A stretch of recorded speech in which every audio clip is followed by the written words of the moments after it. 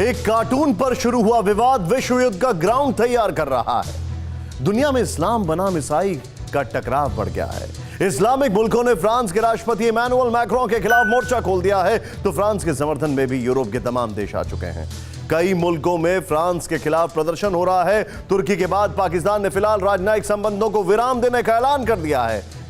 इतना ही नहीं, पाकिस्तान में तो फ्रांस पर परमाणु हमला करने की मांग भी तेज हो चुकी है। जो फ्रांस खुद को धर्मनिरपेक्षता का अंतर्राष्ट्रीय अलंबरदार कहता है, क्या वहां पर सबसे विनाशक बम फटने वाला है?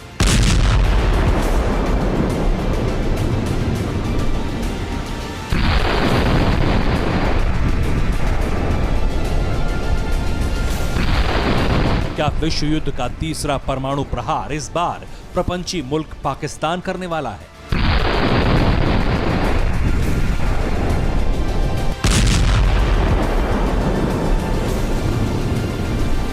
क्या इस बार इस्लाम के नाम पर एटम बम फटने वाला है?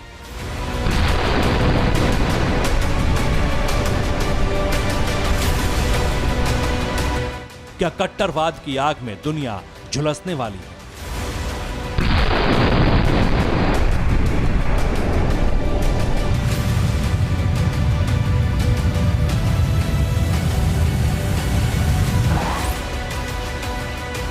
घनघोर आशंकाओं में लिपटे ऐसे खौफनाक सवाल यूं ही नहीं उठ रहे हैं।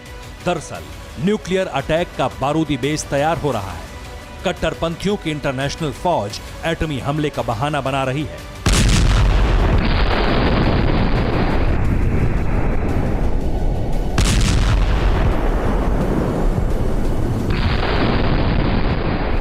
फ्रांस का कोना कोना कपाने के मंसूबों को विस्तार देने की फिराक में है। पेरिस में ऐसी तबाही की तैयारी कर रहा है पाकिस्तान, जो बेहद डरावनी है। दुनिया को तीसरे विश्व युद्ध के मुहाने पर लाकर खड़ा करने वाली है। ईसाई वर्सेस इस्लाम, जंग शुरू करेंगे खान और एर्दोआन। कट्टरपंथ दस्ता है तैयार, फ्रांस पर परमाणु प्रहार। वर्ल्ड वॉर 3 का ग्राउंड रेडी, एटम बम के साथ कट्टरपंथी। फ्रांस पर परमाणु प्रहार की गीदड़ भपकी देने वाला ये पाकिस्तानी मार्का मौलाना है। उन कट्टरपंथियों का सरदार जो फ्रांस के खिलाफ बारूद उगल रहे हैं, जो उन इमैनुअल मैक्रों के विरुद्ध विध्वंसक युद्ध की धमकी दे रहे हैं, जिन्होंने अतिवाद के खिलाफ आवाज उठाई है।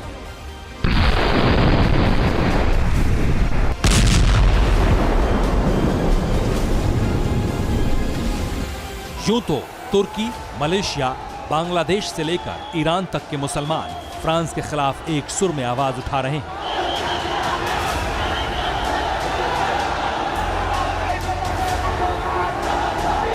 लेकिन पाकिस्तान सबसे एक कदम आगे है। मजहबी कट्टरपंथ की नींव पर टिका ये मुल्क सीधे सीधे फ्रांस को परमाणु हमले की धमकी दे रहा है।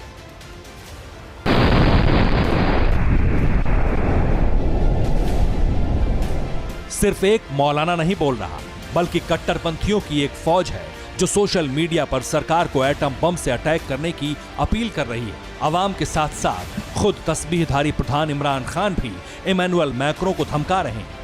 अब तक फ्रांस की धर्मनिरपेक्षता की तारीफ करने वाले इमरान ने क्यों मैक्रों को इस्लामोफोबिया ग्रस्त बताया, ये बताएंगे। लेकिन उससे पहले जानिए कि पाकिस्तान में एटमी आवाज क्यों उठ रही है। सिर्फ पाकिस्तान ही इस्लामिक मुल्क है जिसके पास घोषित तौर पर एटम बम है। एक आंकड़े के मुताबिक पाकिस्तान के पास 150 से 160 परमाणु हथियार हैं। हालांकि जिस फ्रांस को पाकिस्तानी परमाणु बम की धमकी दे रहे हैं, उसके पास पाकिस्तान से 2 गुनी यानी करीब 300 से ज्यादा परमाणु बम है।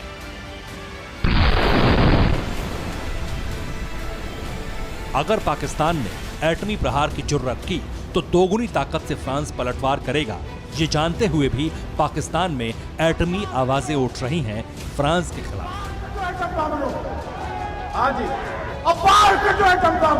ऐलान जिहाद करो और सारे मर जाइए। क़यामत वाले दिन हुजूर के सामने तो शर्मिंदगी नहीं होगी।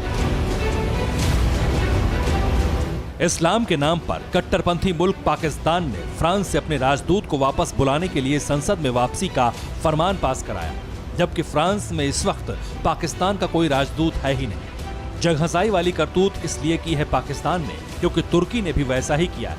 तुर्की ने फ्रांस से अपने राजदूत को वापस बुला लिया है। दरअसल इस्लाम के नाम पर बवाल या टकराव टर्की और पाकिस्तान के बीच ही शुरू हुआ था, लेकिन फ्रांस और टर्की के बीच में इस्लाम और एर्दोगन के समर्थन में इमरान खान कूद पड़े और उन्होंने मुसलमानों को भड़काने की तक धमकी दे डाली।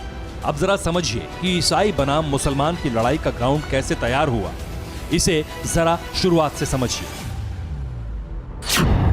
फ्रांस में एक टीचर ने पैगंबर मोहम्मद पर छपे कार्टून की क्लास में व्याख्या की। इस बात से खफा एक मुस्लिम स्टूडेंट ने टीचर का सिर कलम कर दिया।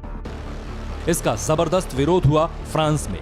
शोक सभा में इमैनुअल मैक्रो ने फ्रांसीसी पत्रिका चार्ली हेब्दो में पैगंबर मोहम्मद पर छपे कार्टून का समर्थन किया। राष्ट्रपति मैक्रो ने कहा था कि वो कार्टून के मामले में नहीं झुकेंगे। इसके बाद इस्लाम के नए नवेले झंडा बरदार तुर्की के तुगलक रिजब तैयब एर्दोआन ने मोर्चा संभाला। टर्की के राष्ट्रपति तैयब एर्दोआन ने फ्रांस के राष्ट्रपति यानी मैक्रो को मानसिक रूप से इलाज कराने की सलाह दे दी।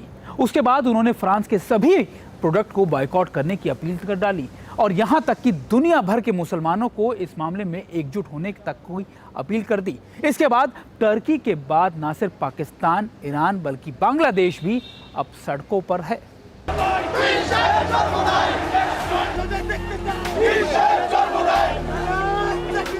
ये दृश्य है ढाका का, जहां पर हजारों की तादाद में लोग सड़कों पर उतरे। कोरोना के कहर के बीच मजहब के नाम पर बांग्लादेशियों ने जोरदार प्रदर्शन किया फ्रांस के खिलाफ। फ्रांस के राष्ट्रपति इमैनुअल मैक्रो का पुतला जलाया। फ्रांसीसी सामानों के आयात पर प्रतिबंध लगाने की मांग की।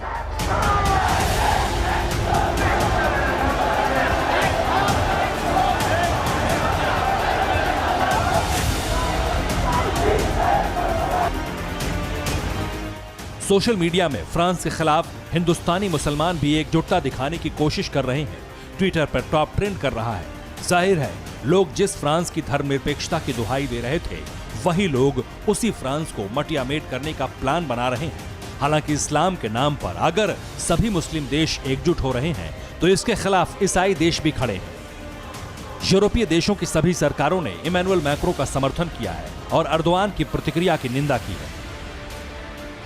इस सब के बीच जिस तरह से एकमात्र एटमी हथियार वाले इस्लामिक देश पाकिस्तान में परमाणु हमले की आवाजें उठ रही हैं, उससे ईसाई बनाम मुसलमान की लड़ाई के विश्व युद्ध में बदलने की आशंका आकार लेती जा रही है।